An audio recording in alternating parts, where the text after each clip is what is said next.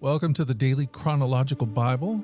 My name's Hunter, and we are reading through the Bible in chronological order as a single story. And that story is all about Jesus. It is a revelation of Him, and He has revealed to us the heart of the Father.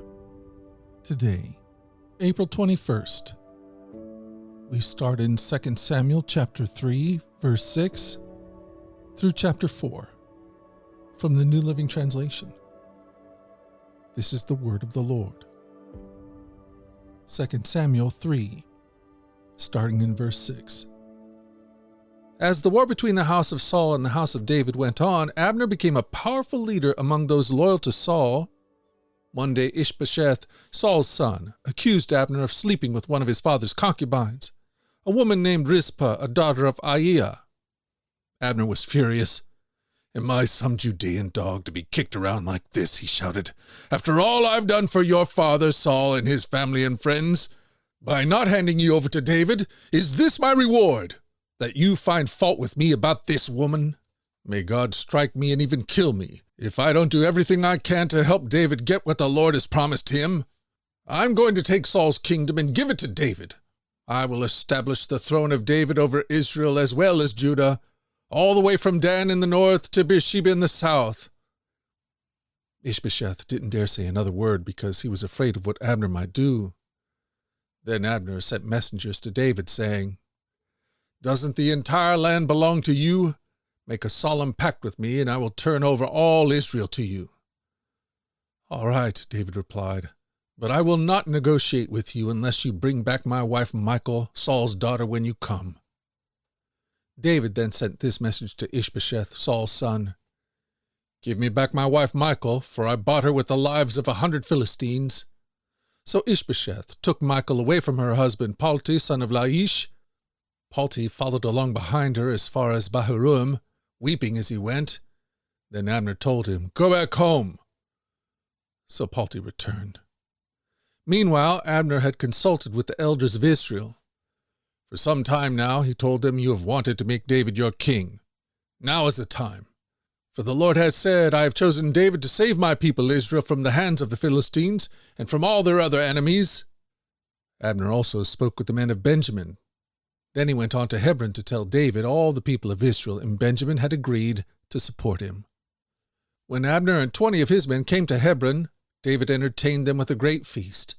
Then Abner said to David, "Let me go and call an assembly of all Israel to support my lord the king. They will make a covenant with you to make you their king, and you will rule over everything your heart desires." So David sent Abner safely on his way. But just as David had sent Abner away in safety, Joab and some of David's troops returned from a raid, bringing much plunder with them. When Joab arrived, he was told that Abner had just been there visiting the king and had been sent away in safety. Joab rushed to the king and demanded, "What have you done? What do you mean by letting Abner get away? You know perfectly well that he came here to spy on you and find out everything you're doing." Joab then left David and sent messengers to catch up with Abner, asking him to return. They found him at the well of Sirah and brought him back, though David knew nothing about it. When Abner arrived back at Hebron, Joab took him aside at the gateway as if to speak with him privately. But then he stabbed Abner in the stomach and killed him in revenge for killing his brother Asahel. When David heard about it, he declared, "I vow by the Lord that I and my kingdom are forever innocent of this crime against Abner, son of Ner. Joab and his family are the guilty ones. May the family of Joab be cursed in every generation with a man who has open sores or leprosy, or who walks on crutches, or dies by the sword, or begs for food." So Joab and his brother Abishai killed Abner because Abner had killed their brother Asahel at the battle of Gibeon. Then David said to Joab and all those who were with him, "Tear your clothes and put on burlap. Mourn for Abner." And King David himself walked behind the procession to the grave. They buried Abner in Hebron, and the king and all the people wept at his gravesite. Then the king sang this funeral song for Abner: "Should Abner have died as fools die, your hands were not bound, your feet were not chained. No, you were murdered, the victim of a wicked plot. All the people wept again for Abner. David had refused to eat anything on the day of the funeral, and now everyone begged him to eat. But David had made a vow, saying, "May God strike me and even kill me if I eat anything before sundown." This pleased the people very much. In fact, everything the king did pleased them. So everyone in Judah and all Israel understood that David was not responsible for Abner's murder. Then King David said to his officials, "Don't you realize that a great commander has fallen today in Israel? And even though I am the anointed king, these two sons of Zeruiah, Joab and Abishai, are too strong for me to control. So may the Lord repay these evil men for their evil deeds." 2 Samuel 4. When Ishbosheth, Saul's son, heard about Abner's death at Hebron, he lost all courage, and all Israel became paralyzed with fear.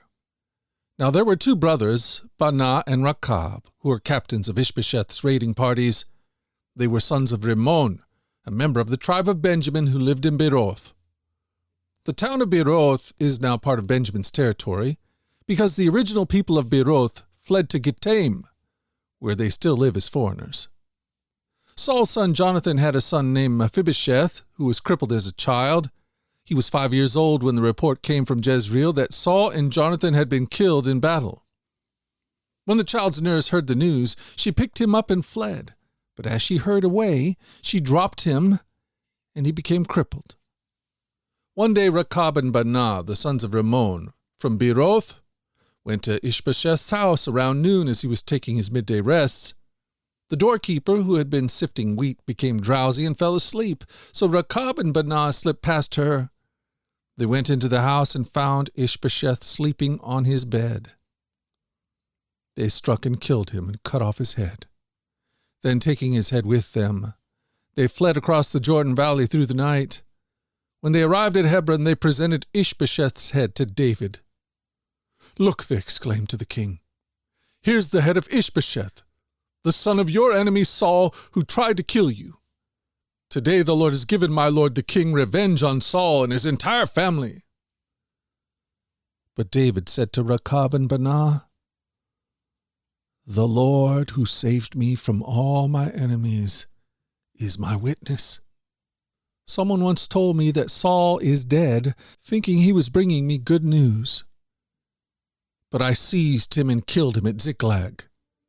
That's the reward I gave him for his news. How much more should I reward evil men who have killed an innocent man in his own house and on his own bed? Shouldn't I hold you responsible for his blood and rid the earth of you?"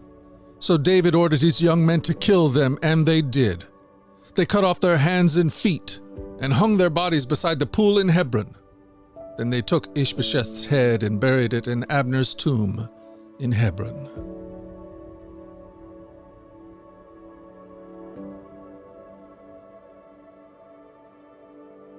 Thank you for joining us at the Daily Chronological Bible.